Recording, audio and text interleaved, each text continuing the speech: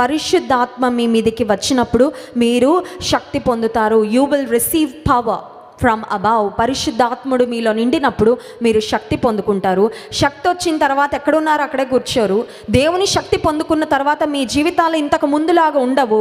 Your life will never be the same again. మీ జీవితాలలో ఒక గొప్ప రూపాంతరం మీరు చూస్తారు.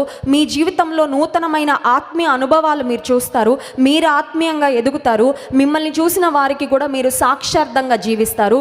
మీ జీవితంలో జరిగే కార్యాలు, మీ ద్వారా దేవుడు చేసే కార్యాలను చూచి ప్రజలందరూ కూడా దేవుని మహిమపరుస్తారు. ప్రజలందరూ కూడా దేవుని శక్తిని తెలుసుకుంటారని దేవాది దేవుడు తన ప్రజలకు ఒక శ్రేష్టమైన వాగ్దానాన్ని ఇచ్చారు. సో ఈ వాగ్దానం యొక్క నెరవేర్పే అపోస్తల కార్య గ్రంథంలో యేసు ప్రభు పేరు పెట్టుకున్న, యేసు ప్రభును వెంబడిస్తున్న ఆయన శిష్యులుగా, ఆయన అపోస్తలుగా ఉన్న వారి జీవితాల ద్వారా దేవుడు చేసిన కార్యాలన్నీ అపోస్తల కార్యములు. సో అపోస్తల కార్యముల గ్రంథంలో ఒక్క కార్యం కాదండి, ఎన్నో కార్యాలు మనం చూస్తాం. ఇప్పుడు దేవుని యందు విశ్వాసం ఉంచే వారి జీవితంలో ఒక్క కార్యం కాదు ఆయన చేసేది, ఎన్నో కార్యాలు చేస్తాడు. ఓన్లీ చేసి ఆపేస్తాడు అంటే కాదు, చేస్తూనే ఉంటాడు. హల్లెలూయా.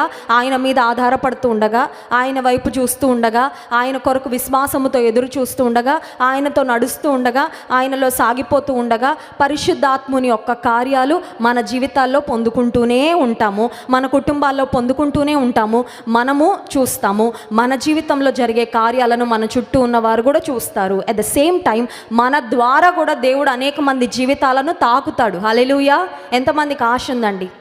దేవుడు నన్ను తాకాలని ఆశ మనకుంటుంది, నా ద్వారా అనేక మందిని తాకాలని ఆశ ఉంది. ఒకసారి చేతులు ఎత్తుతారు, ఒకసారి స్తోత్రం చెప్దాం. హల్లెలూయా. ప్రతి విశ్వాసం అది కోరుకోవాలి. Lord, I want to touch someone's life. ఎవరో ఒక్కరి జీవితాన్నైనా నేను తాకాలయ్యా, ఎవరో ఒక్కరికైనా నేను ఒక బ్లెస్సింగ్గా ఉండాలి ప్రభువా. నా జీవితంలో నువ్వు కార్యాలు చేయాలి, కానీ నా ద్వారా కూడా కొంతమందిలో నువ్వు నీ కార్యాలు చేయాలయ్యా. ఒక్క పాత్రగా నన్ను నువ్వు వాడుకోవా. ఇప్పుడు అపోస్తల కార్య గ్రంథంలో 3వ అధ్యాయంలో యేసుక్రీస్తు ప్రభు యొక్క శిష్యులైన పేతురు, యోహానులు వారి ద్వారా జరిగిన ఒక కార్యాన్ని ఈరోజు మనం, ఆ రోజు దేవుడు తన సేవకుల ద్వారా తన శక్తిని ఆ వ్యక్తికి కనుపరచాలనుకున్నాడు. ఇప్పుడు ఆ వ్యక్తి పరిస్థితి ఏంటి అంటే ఎక్స్ప్లెయిన్ చేయడానికి చాలా మాటలు ఉన్నాయండి. నేను ధ్యానం చేసుకుంటూ ఉంటే ఈ మాటలన్నీ దేవుడు జ్ఞాపకం చేస్తున్నాడు. ఆ వ్యక్తి పరిస్థితి ఏంటంటే హీ వాజ్ సిక్, వ్యాధిగ్రస్తుడు. ఫస్ట్ థింగ్, ఎప్పటి నుంచి సిక్? బై బర్త్ అంట, పుట్టుకతోనే. కొన్నిసార్లు డాక్టర్స్ దగ్గరికి వెళ్తే అంటారు, మధ్యలో వచ్చిన వ్యాధి అయితే బాగు చేయగలమండి, పుట్టుకతోనే వస్తే ఇక భగవంతుడు అలా డిజైన్ చేసి పంపించాడు కదండి, ఇక మేమేం fix. If it's by birth we can't help. మేము సహాయం చేయలేము, మేము ఫిక్స్ చేయలేము. సో ఈ వ్యక్తి మొదటిగా వ్యాధిగ్రస్తుడు.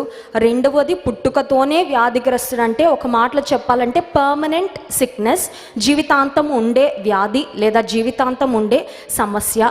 ఇక మూడవదిగా ఈ వ్యక్తి పరిస్థితి ఏంటంటే హీ వాజ్ పిటిఫుల్. ఇతను చూడగానే అందరూ అయ్యో జాలి పడే పరిస్థితి, చాలా దీనస్థితి. నాలుగవదిగా హెల్ప్లెస్, జాలిపడే పరిస్థితిలో ఉన్నాడు, నిస్సహాయ పరిస్థితిలో కూడా ఉన్నాడు. ఎందుకంటే అక్కడ రాయబడింది చూడండి 2వ వచనంలో, పుట్టినది మొదలుకొని కుంటివాడైన ఒక మనుష్యుడు మోసుకొని పోబడుచుండెను. మోసుకొని వస్తున్నారంట. మనుష్యుడని ఉంది, బాలుడని లేదు, యవనస్తుడని లేదు.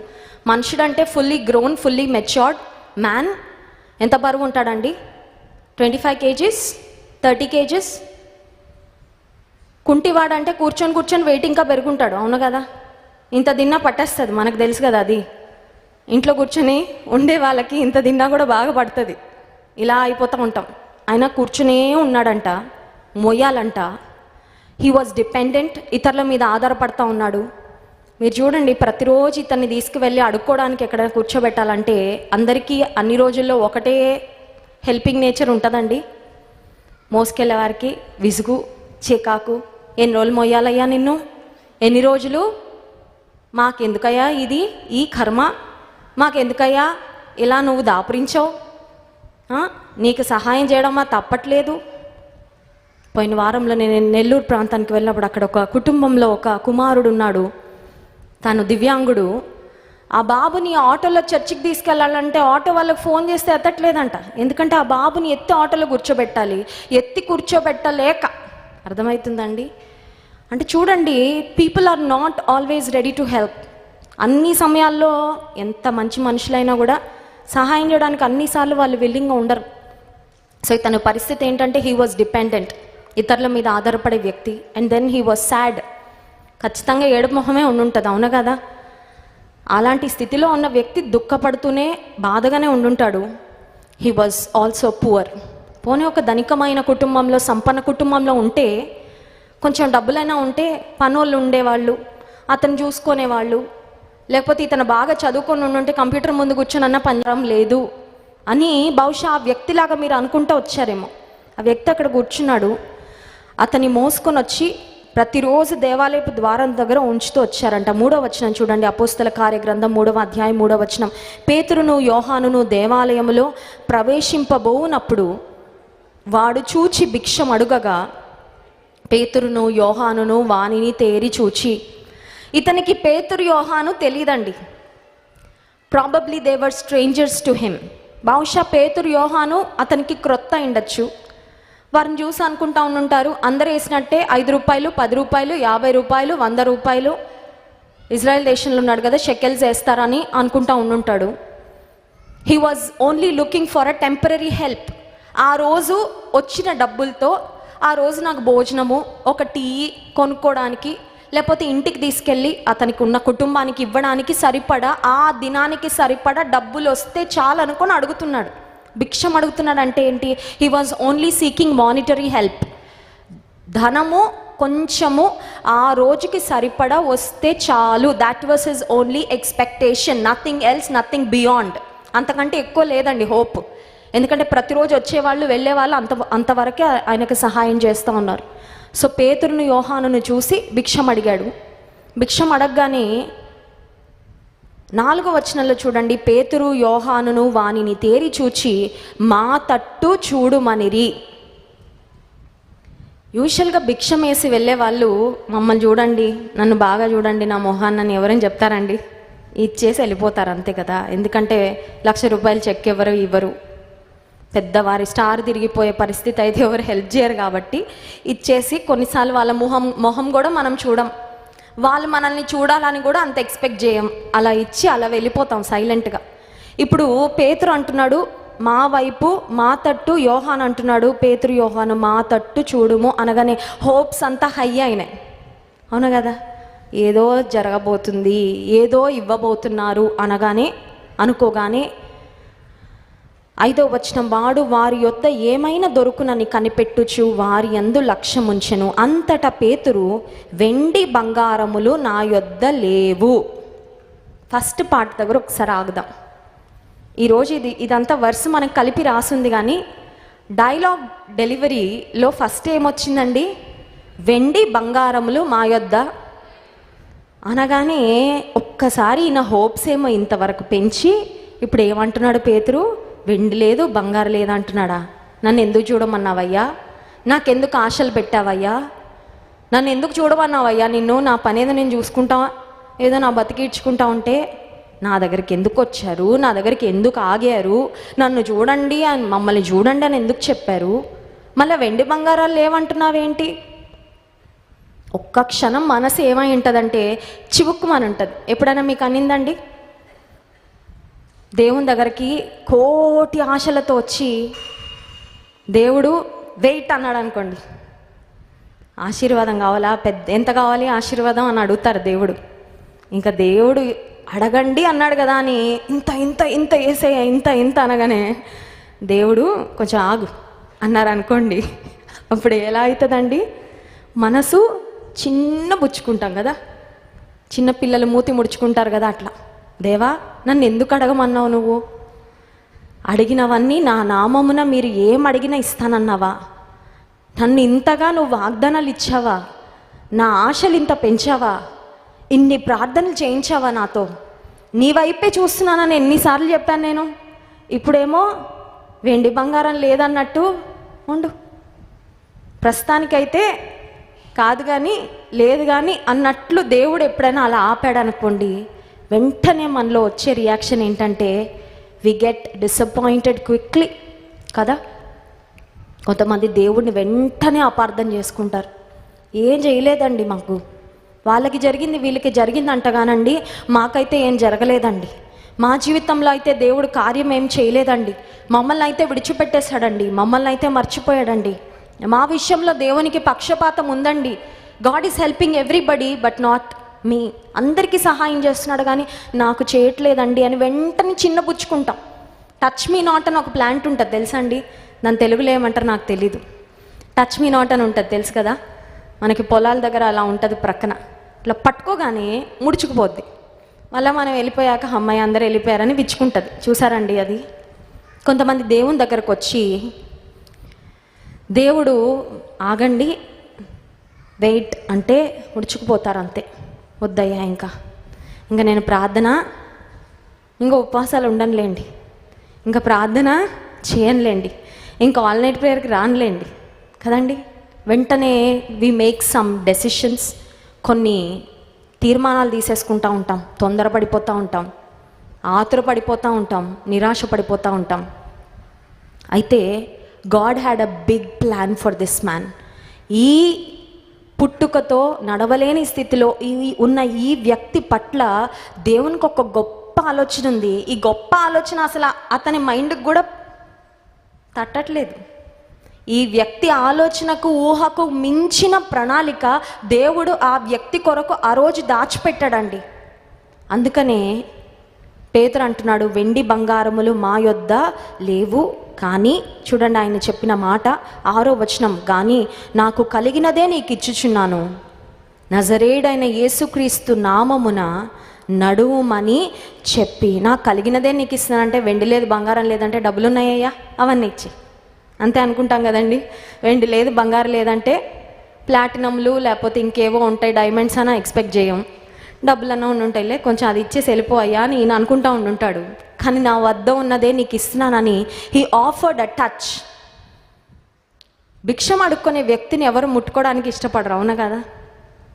ఇచ్చినా అలా జాగ్రత్తగా ఇచ్చేసి, కరోనా వచ్చాక ఇంకా జాగ్రత్తగా ఉంటున్నాం కదండి, ఎవరిని ముట్టుకుంటే ఏమవుతుందో అని అలా ఇచ్చేసి శానిటైజర్ ఏమైనా ఉంటే శానిటైజ్ చేసుకొని వెళ్ళిపోతున్నాం.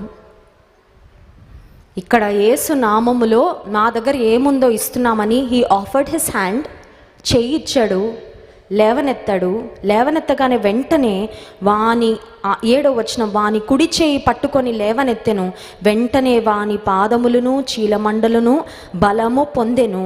వాడు దిగ్గున లేచి నిలిచి నడిచెను. హల్లెలూయా. ఈ వ్యక్తి పర్మనెంట్ హెల్ప్ కొరకు చూచాడు.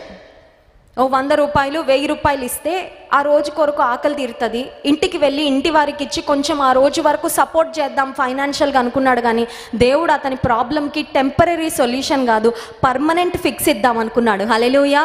నువ్వు దేవుని దగ్గరికి టెంపరీ సొల్యూషన్ కొరకు వస్తున్నావేమో, but God says my child I have a permanent fix for your problem. Hallelujah. మనుషులు జాలి పడితే మనకి సహాయం చేస్తారండి. ఎంతవరకు అంటే కొంతవరకు. మనకి కొంచెం ఊరట, కొంచెం కంఫర్ట్, కొంచెం నెమ్మది, కొంచెం మనకి ఆనందం కలిగేలా సహాయం చేస్తారు. కానీ దేవుడు జాలి పడితే బ్రతుకునే మార్చేస్తాడు ఆల్టుగెదర్. హల్లెలూయా. మనుషులు జాలి పడితే, అంతవరకు చాలామంది మనుషులు ఆయన మీద జాలి పడి ఉంటారు, ఆ కుంటివాని మీద. కానీ వారి జాలి అతనికి కొంతవరకే, కొన్ని గంటల వరకే, కొన్ని రోజుల వరకే ఉపయోగపడింది. కానీ దేవుని దృష్టి, దేవుని సేవకుల దృష్టి ఆయన మీద పడినప్పుడు దేవుడు ఆయన జీవితంలో అద్భుత కార్యం చేసిన తర్వాత బ్రతికే మారిపోయింది. అందుకే చూడండి 30వ కీర్తన 5వ వచనంలో ఒక మాట వ్రాయబడింది. అందరం కలిసి చదువుకుందాం. 30వ కీర్తన 5వ వచనం. ఆయన కోపము నిమిష మాత్రముండును, ఆయన దయ ఆయుష్కాలమంతయు నిలుచును. హల్లెలూయా.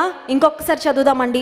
ఆయన కోపము నిమిష మాత్రముండును, ఆయన దయ ఆయుష్కాలమంతయు నిలుచును. ఒకవేళ దేవుడు ఎప్పుడైనా నీ మీద కోపగించుకున్నా ఎంతసేపు అంట? నిమిషమే అంట, ఒక్క నిమిషం. నేను నా పిల్లల్ని కోపగించుకుంటానండి, కోపగించుకొని కొడతాను. ఒక్కొక్కసారి క్రమశిక్షణ చేయడానికి కొట్టగానే నాకు ప్రేమ జాలి పొంగి పొరలు వస్తూ ఉంటాయి. కొట్టక ముందు ఎంత ప్రేమ ఉందో అంతకంటే ఎక్కువ అయిపోతూ ఉంటుంది. బాగా కొడితే ఎక్కువ ప్రేమ వస్తుంది. అప్పుడు అనిపిస్తుంది, ఒక తల్లిగా నా బిడ్డలను శిక్షించాక నాకే ఇంత జాలేస్తుందంటే దేవుడు ఒకవేళ ఎప్పుడైనా మన మీద కోపపడినా, మనల్ని శిక్షించినా ఆయన ఇంకెంత జాలి పడతాడు అనిపిస్తుంది. హల్లెలూయా. ఎందుకంటే ఆయన ప్రేమ కలిగిన తండ్రి కదా. కొడతాడు, శిక్షిస్తాడు, బుద్ధి చెప్తాడు, క్రమమైన మార్గంలోకి నడిపిస్తాడు. Sometimes he takes us through that crucible. ఆ శ్రమాని కొలిమిలో పంపిస్తాడు, నెడతాడు, నువ్వు వెళ్ళాలంతే. ఆ శ్రమాని కొలిమిలోకి వెళ్ళిన తర్వాత దేవుడు జాలి పడతాడు.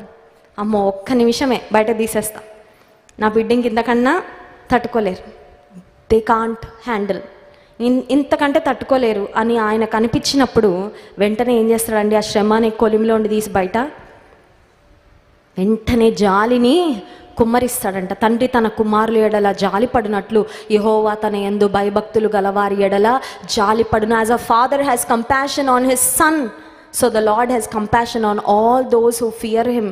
ఈ రాత్రికాల సమయంలో ఇక్కడికి ఎందుకు వచ్చామంటే, మనము ఆయుష్కాలం అంతా నిలిచే దేవుని దయ మన మీద, మన కుటుంబాల మీద ఉండాలని, ఆయన దయను కోరుకోవాలని మనం వచ్చాం. హల్లెలూయా. ఏదో టెంపరీగా ఉండే ఆశీర్వాదాల కొరకు కాదండి. టెంపరీగా ఉండే ఏదో డబ్బు, లేకపోతే ఇది కావాలి, అది కావాలి, ఈ వస్తువు, ఆ వస్తువు, అవన్నీ ఓకే, కొంతవరకు నీకు ఉపయోగపడతాయి. కానీ ఆయుష్కాలం అంతా నిలిచే దేవుని దయను కోరుకోవడానికి మనం దేవుని సన్నిధానానికి వచ్చాం. మన జీవితంలో ఎప్పుడో ఒకటి గుర్తుపెట్టుకోవాలి. అదేంటంటే, దేవుని సహాయాన్ని మనం ఆశ్రయించినప్పుడు, దేవుని మీద ఆధారపడినప్పుడు he sends help, but often times it doesn't come the way we expect. మనం అనుకున్న విధానంగా, మనం అనుకున్న మార్గంలో, మనం అనుకున్న పద్ధతిలో చాలాసార్లు దేవుడు మనకి సహాయం చేయడు. ఆయన అనుకున్న మార్గంలో, ఆయన అనుకున్న పద్ధతిలో, ఆయన అనుకున్న విధానంలో చేస్తాడు. ఇప్పుడు దీనికి దానికి మధ్యలో ఒక గ్యాప్ ఉంటుంది. మన బ్రెయిన్ ఏమో మన లెవెల్లో థింక్ చేస్తుంది. మనం భూమి మీద ఉన్నాం కదా, మన లెవెల్ అంతా ఇట్లనే ఉంటుంది, ఆయన లెవెల్ అంతా అట్లుంటుంది. ఎందుకంటే ఆయన అత్యున్నతమైన సింహాసనమునందు ఆసీనుడు, ఆయన ఉన్నతుడు, అత్యున్నతుడు, అతి శ్రేష్ఠుడు. ఇప్పుడు ఈ థింకింగ్కి ఆ థింకింగ్కి మధ్యలో ఏమొస్తుంది, తేడా వస్తుంది. ఇప్పుడు ఈ థింకింగ్ నుండి దేవుని ఆలోచనలు మనం గ్రహించుకోవాలంటే ఈ మధ్యలో మనకి ఫెయిత్ చాలా అవసరం. అర్థమవుతుందండి? When you don't understand, when you have no clue, when you don't know what's happening in the background. అసలు ఏం చేస్తున్నాడు దేవుడు, ఏమైనా చేస్తున్నారా లేదా, నా ఫైల్ పక్కన పడేసాడా, డౌట్ వచ్చిందండి ఎప్పుడైనా? నా ఫైలు చూడండి, కొన్ని గవర్నమెంట్ ఆఫీసులకి వెళ్ళి అప్లికేషన్ ఇచ్చాక చూస్తామని అది ఎక్కడో పడేస్తారు, ఆ మూల.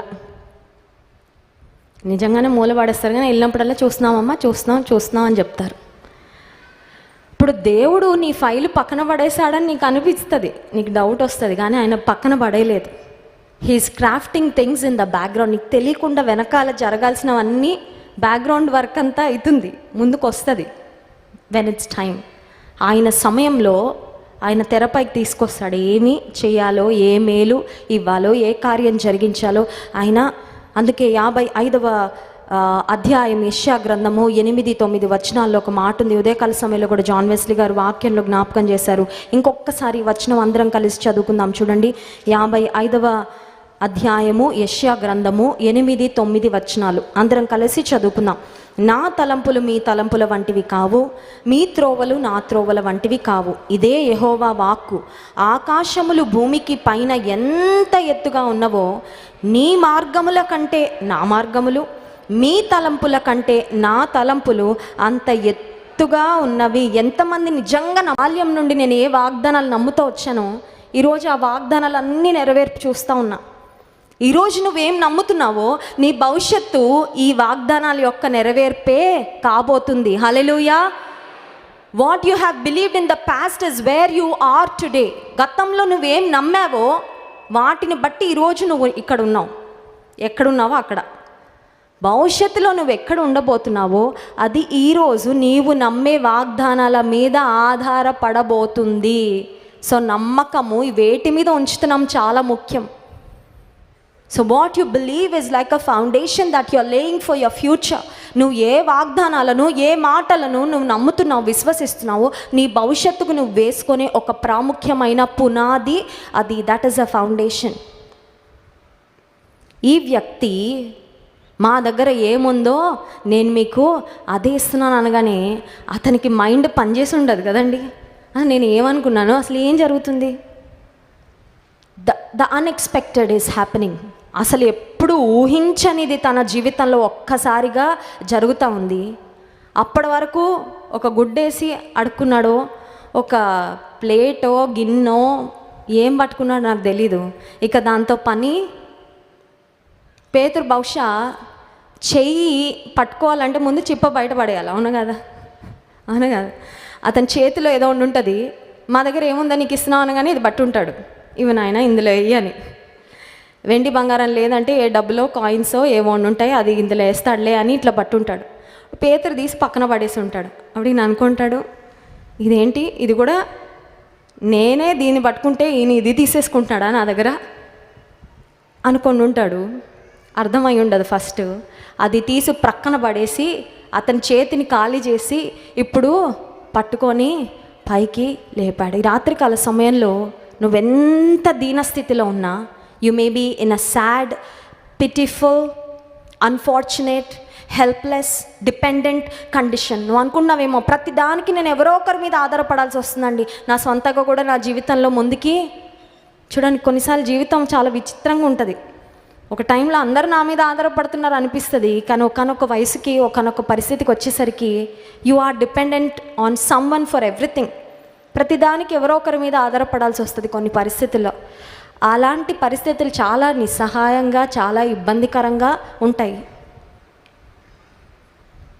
ఆ వ్యక్తి ఒక టెంపరీ సొల్యూషన్ కొరకు కనిపెట్టాడు, కానీ దేవుడు అన్నాడు, నీకు ఇక పర్మనెంట్ సొల్యూషను.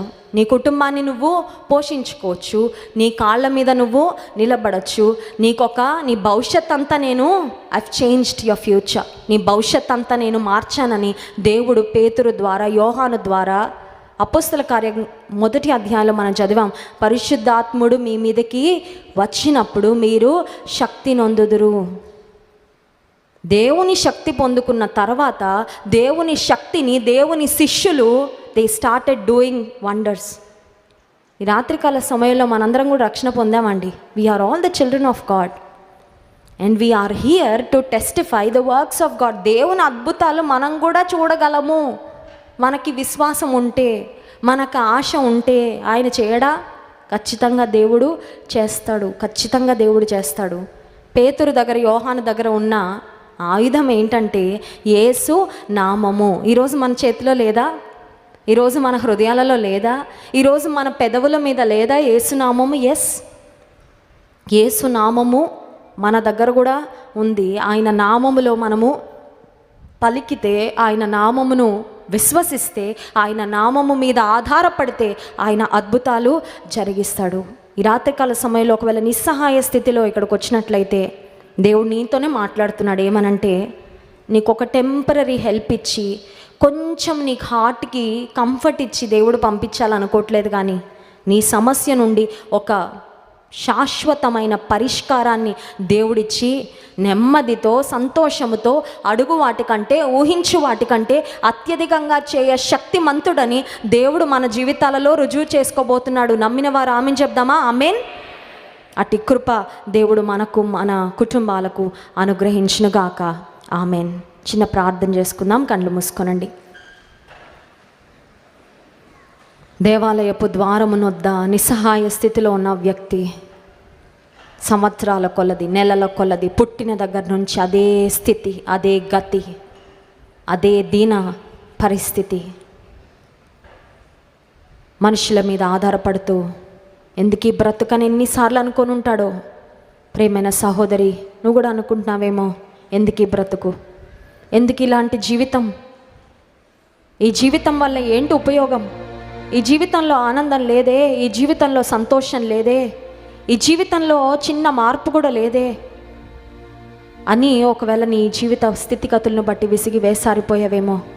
ఈ రాత్రికాల సమయంలో దేవుని వైపు నువ్వు చూడగలిగితే, దేవుని వైపు నీ చేతులు ఎత్తగలిగితే, దేవుడు అంటున్నాడు, భయపడకము, నేను నీకు తోడై ఉన్నాను, దిగులు పడకము, నేను నిన్ను బలపరుతును, నీకు సహాయము చేయువాడను నేనే, నీతి అను నా దక్షిణ హస్తముతో నిన్ను ఆదుకొందును.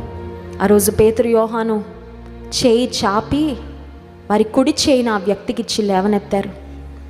ఈ రాత్రికాల సమయంలో దేవుడు అంటున్నాడు, నా కుడి చేత్తో నిన్ను పట్టుకుంటానని వాగ్దానం చేస్తున్నాడు. ఇదిగో ప్రభువా, నా చేయి నీకు అందిస్తున్నానయ్యా, నా కుడి చేయి నా తండ్రి నీ చేతిలో పెడుతున్నా, నా చేయి పట్టుకొని నువ్వు నడిపించయ్యా, నా చేయి పట్టుకొని నన్ను ముందుకు తీసుకువెళ్ళయ్యా అని చెప్దామా?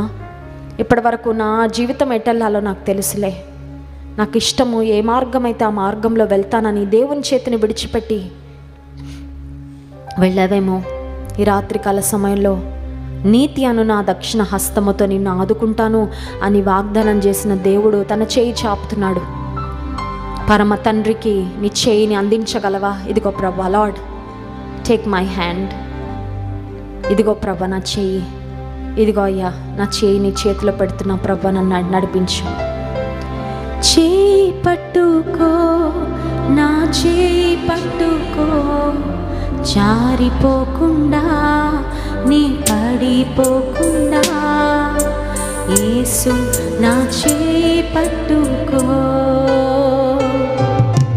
చేయి పట్టుకో, నా చేయి పట్టుకో, జారిపోకుండా నీ పడిపోకుండా, యేసు నా చేయి పట్టుకో, జారిపోకుండా నీ పడిపోకుండా, యేసు నా చేయి పట్టుకో. నీ జీవితంలో ఎన్ని సమస్యలు చుట్టుముట్టినా, ఎంత నీచమైన స్థితికి దిగజారిపోయినా, ఇక బాగుపడదు అనే పరిస్థితి వచ్చేసిందేమో, ప్రభు అంటున్నాడు నేను బాగు చేస్తాను. దేవుడు బాగు చేయలేని బ్రతికేది లేదు, ఆయన లేవనెత్తలేని జీవితం అంటూ ఏది లేదు ఈ ప్రపంచంలో. ప్రభువా నా చేయి పట్టుకో అయ్యా, నన్ను లేపయ్యా, నా కుటుంబాన్ని జ్ఞాపకం చేసుకో ప్రభు, అడుగుదామా? ఆనాడు దీన స్థితిలో ఉన్న వ్యక్తి బ్రతుకు ఇట్స్ నాట్ పిటిఫుల్ ఎనీమోర్. దేవుడు అద్భుతం చేసిన తర్వాత, దేవుడు దర్శించిన తర్వాత ఇకెవరు జాలిపడే పరిస్థితి లేదండి, ఇకెవరు చేతరించుకునే పరిస్థితి లేదు అక్కడ. అతన్ని చూసి అసహించుకునే స్థితి లేదు, ఎందుకంటే యేసయ్య ముట్టాడు, యేసయ్య మార్చాడు. నీ జీవితం చూస్తే నీకు అసహ్యం వేస్తుందేమో, నేను చూస్తున్న వారు చీత్కరించుకుంటున్నారేమో, చీదరించుకుంటున్నారేమో. యేసయ్య ఒక్కసారి నీ చేయబట్టుకుంటే your future will change, your life will change. నీ భవిష్యత్తు మారిపోద్ది, నువ్వు గుర్తుపట్టలేనంతగా మారిపోద్ది. ఆ వ్యక్తి దేవాలయంలోకి వెళ్ళి గంతులు వేస్తూ దేవుని స్తుతిస్తూ ఉంటే దేవాలయంలో ఉన్న వారందరూ అతన్ని చూసి విస్మయం ఉందరని వాక్యంలో ఉంది. ప్రభా నా జీవితాన్ని అలా చేయి నాయనా, ఇతరులు చూసి ఆశ్చర్యపోయేలా చేయి ప్రభా నీ కార్యాలు, ఇతరులు చూసి అసహ్యపడేలా నా జీవితం ఉంచొద్దయ్యా. నీ పేరు పెట్టుకున్న నా జీవితము, నా బ్రతుకు బాగుపడాలి తప్ప పాడైపోకూడదయ్యా. ప్రియమైన తల్లి చెల్లి, నీకు ఆశ ఉందా? అడుగు దేవుని సన్నిధిలో. సహోదరుడా, దేవుని సన్నిధిలో మొరపెట్టు. పరిశుద్ధుడా మహోన్నతుడానికి స్తోత్రాలు. ఈ రాత్రికాల సమయంలో నీ వాక్యం ద్వారా మాతో మాట్లాడినందుకు వందనాలు ప్రభా. పుట్టుకతో కుంటివానిగా ఉన్న వ్యక్తిని నువ్వు ముట్టావు, బాగు చేసావు ప్రభా. అతని స్థితిగతులు మారిపోయాయ్యా, మనుషులు గుర్తుపట్టలేనంతగా అతని జీవితంలో నువ్వు అద్భుతం చేసావు ప్రభా. నీకు స్తోత్రాలు. నువ్వు అద్భుతకరుడవు, ఆశ్చర్యకరుడవయ్యా, బలమైన దేవుడవు ప్రభా. నీకు స్తోత్రాలు. ఈ రాత్రికాల సమయంలో we are believing you Lord for miracles tonight. ఈ రాత్రి అద్భుతాల రాత్రి అని మేము నమ్ముతున్నాం ప్రభా. ఈ రాత్రి మా కుటుంబాలలో అద్భుతాల రాత్రి అని నమ్ముతున్నామయ్యా. ఈ రాత్రి ఇక్కడ మేము చేరి నీ సన్నిధిలో ఆసక్తితో చేసే ప్రార్థనను బట్టి ఇక్కడ లేని మా వారి జీవితాలలో నువ్వు అద్భుతాలు చేస్తావని మేము నమ్ముతున్నాం ప్రభా. సంగమ అత్యాశక్తితో ప్రార్థన చేసినప్పుడు చెరసాలలో ఉన్న పేతురు వద్దకు నీ దూతను పంపించిన విడుదల చేసావు కదా నాయన. ఇక్కడ ఉండి మా వారి కొరకు, మా కుటుంబాల కొరకు మేము ప్రార్థన చేస్తూ ఉండగా స్థితిగతులలో మార్పు, అద్భుతాలు నువ్వు చేయబోతున్నావని మేము నమ్ముతున్నాం ప్రభా. ప్రతి ఒక్కరం అద్భుతం పొందుకొనే వెళ్ళాలి తండ్రి, సహాయం చేయండి. మమ్మల్ని అందరినీ తాకండి ప్రభా. మాపై నీ వెలుగును ప్రకాశింపచేయండి. నీ సన్నిధి కాంతి మాపై ప్రకాశింపచేయి నాయన. నీ ఆత్మతో మమ్మల్ని నింపండి, నీ ఆత్మతో మమ్మల్ని నడిపించండి. మిమ్మల్ని ఆరాధించి స్తుతించబోతుండగా ఆరాధన ఆత్మతో మమ్మల్ని నింపుమని యేసు నామమున ప్రార్థిస్తున్నాం తండ్రి, ఆమేన్.